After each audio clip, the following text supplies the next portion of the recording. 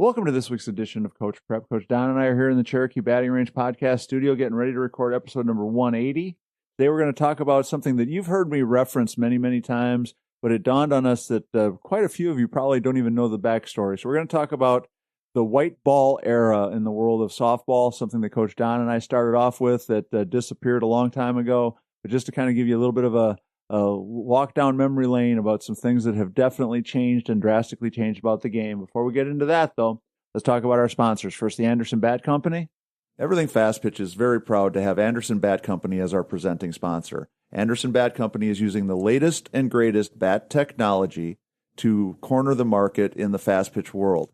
They have the -9 Rocket Tech, the -10 Carbon, and the -11 Carbon Light. Anderson Bat Company is using this technology to put a high-performing bat in the hands of hitters that really know the difference between a good bat and a great bat. We're also working with Anderson to provide a discount for all of our listeners. Go to the Anderson Bat Company website and order your bats. Use the EFP20 discount, which is for everything fast pitch, and you'll get a 20% discount. And as always, please make sure you take advantage of that EFP20 discount, whether you're ordering a bat, ball, bat, glove, bag, whatever it is that's on the Anderson website. Anything you order when you check out, enter that EFP20 discount. It's going to save you 20%, and it helps support everything fast pitch at the same time. I also want to say, if you're in a position where you can, become a patron.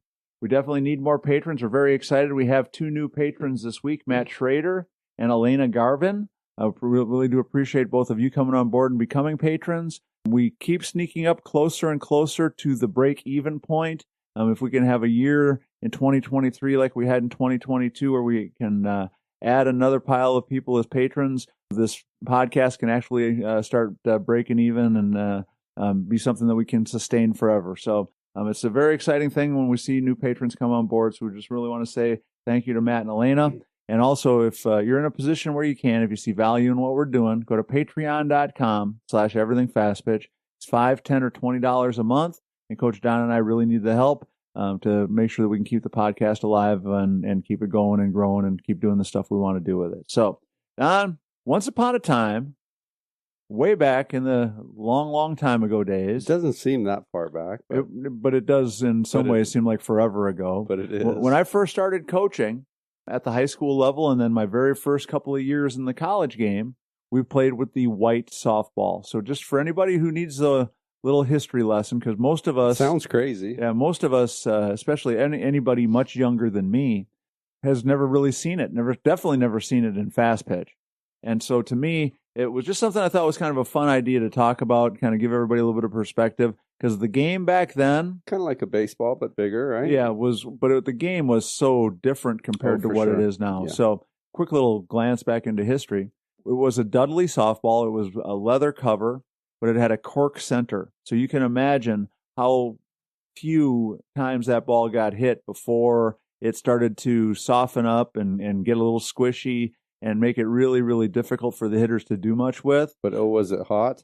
It was not. When I first started coaching, it was as dead could be. Oh, okay. And so the good news was that if you liked pitching and you liked strikeouts and you liked the quote-unquote traditional game of fast-pitch softball where you'd play 15, 16, 18 innings, it would be a 1-0 game, and it would usually be determined on a sacrifice fly or an error by the shortstop as much as it would be on a big hit or a throwaway on a bunt. A big crazy offensive surge.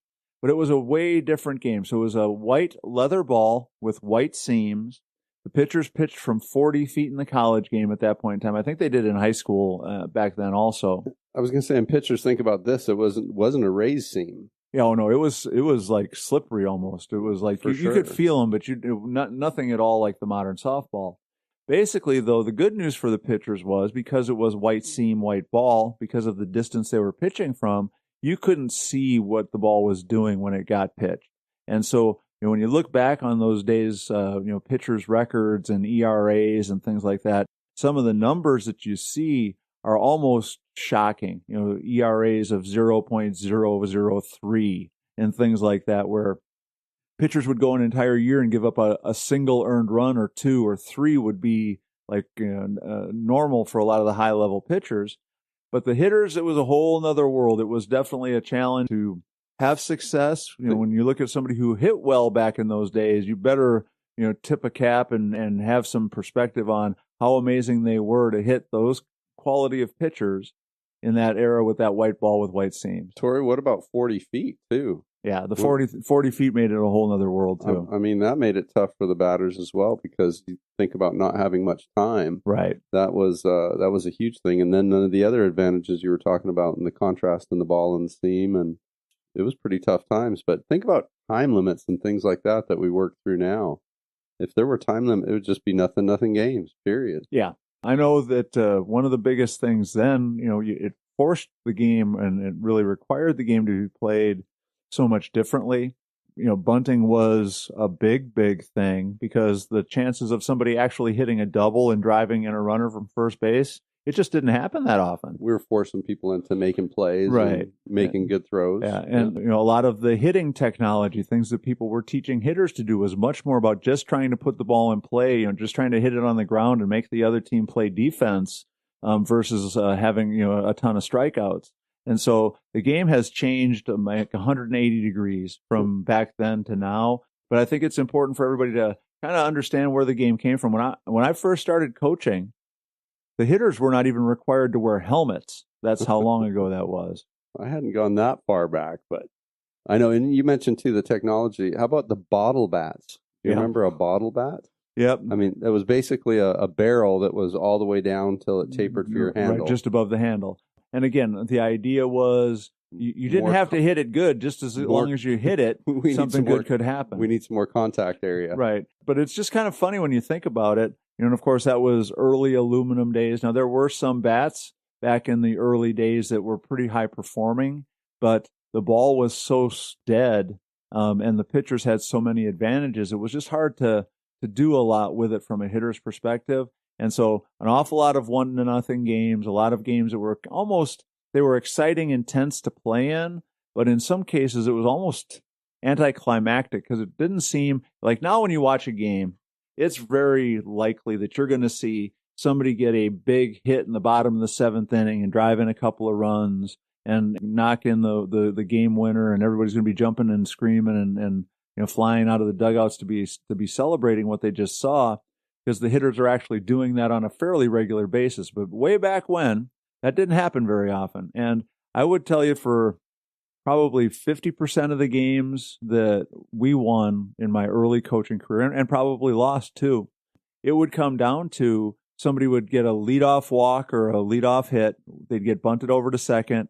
And then, as you said, somebody would throw away a bunt, or shortstop would make a bad throw. Who's going to make the first mistake? Right. It was much more about not making mistakes than it was about doing something positive. And so the game had a lot of built-in tension to it, because when you're playing 15, 16 innings all the time, and the game's going, 3 up, 3 down, 3 up, 3 down, that when something happens, it's a big deal.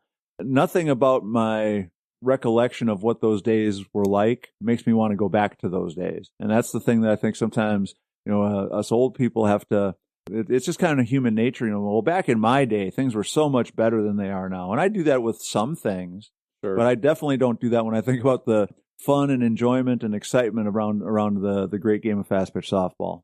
No, I think it's exciting the way it's progressed. And again, everything's been to make it more exciting, both to play and, to spectate. Right. And that's exciting for sure.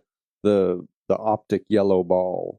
I mean, when that first happened, it was like, wow, this is crazy. How can we do this? And then you actually got one in your hand and you felt it and you could feel the seams, and some were really raised, and it was like, we're really going to be able to get a great grip on this and create more spin. But it's really turned into a fun thing where performance bats and offensive games to watch are way more and exciting. Training and stuff like that for hitters and offensive players has improved. There's a chance so the three more feet made a big difference. Right. Gave the hitters an advantage for a little while. Yeah. Well, and the one thing too that I think really changed as the game has developed. When I first started coaching, softball was predominantly a game for that 5'3", 5'4" defensive specialist type of player. Somebody that could, really, really do a great job defensively. Obviously, because of the way the game was played, that was a big part of it. If you could keep them from scoring, you would always have a chance to get in the game. But then something changed, and again, with the yellow ball and his offense became much more of a big part of the sport. That now you started seeing bigger kids, stronger kids, more athletic kids, bigger athletes that probably are in a position where they can change the game with one swing of the bat. Whereas back in the day, the one swing of the bat didn't lead to very many big things happening. Sure. No, I think again, big athletes can do some big things. It doesn't mean that smaller ones can't, because that's obviously not true. But you're right. It's gone from that speedster bunt and run to big, strong athletes. So, yeah. So a lot of things have changed. Obviously, the white ball is something that most of you have never seen, and certainly have not had the opportunity to experience. The most amazing thing I ever saw was when I first started coaching at UW Parkside. I went and watched a high school game in Illinois that was a 28-inning, 1-0 softball game. That's just hard to endure. Yeah, it took like 6 hours for them to play, and both teams, the girl who started pitching finished the game, and it was just the most nerve-wracking, but also kind of, I guess, anticlimactic thing, because it just felt like it was never going to end. And of course, how did it end? Somebody made an error in the bottom of the 28th, and somebody else wins the game. And so those kinds of things, you could still see it happen now, but I think it's pretty unlikely. And of course, as the game has changed, the way we coach it has changed a lot too. And so I think one of the things that for our listeners of Coach Prep, when Coach Don and I start reminiscing about the old days or things that we've seen or what we like or don't like about how the game has changed, just wanted you to understand how far back we really go, because for many of the people that are listening to us right now, they have no idea what the game even looked like back then. And so it's just an exciting thing to see all the growth and the development. And I think the moral to the story for all of our coaches is that it's a very clear indicator that this game is going to continue to grow and develop, evolve, and change. And all of us as coaches need to keep our foot on the gas and keep trying to learn new things and trying to expand our knowledge base and keep getting better and better at what we're doing, because the next change is just around the corner. Who knows for sure what it's going to be? I don't think it will be as drastic as what we've seen, but it definitely is going to be something that's going to make the game even a little bit better than it is now. No, I think it's a lot of fun for sure, Tori, watching it change, and a lot of good things happening. It's going to be a fun season this year. Yeah, no doubt about that. It already has been. So that's going to wrap up episode number 180. Thank you very much for listening. As always, please support our sponsor, the Anderson Bat Company. Use that EFP20 discount. Go to the fastpitchprep.com website and order your Square Cuts training discs. If you have questions, suggestions, ideas, anything you would like to share with us, please make sure you email us at everythingfastpitch@gmail.com or fastpitchprep@gmail.com. And then, as always, Coach Don and I want us to talk about stuff that you're interested in. So if you have ideas or suggestions, make sure you shoot them to us. So for Coach Don McKinley and our producer, Stan Lewis, this is Coach Tori saying thanks for listening. We'll talk to you again next week.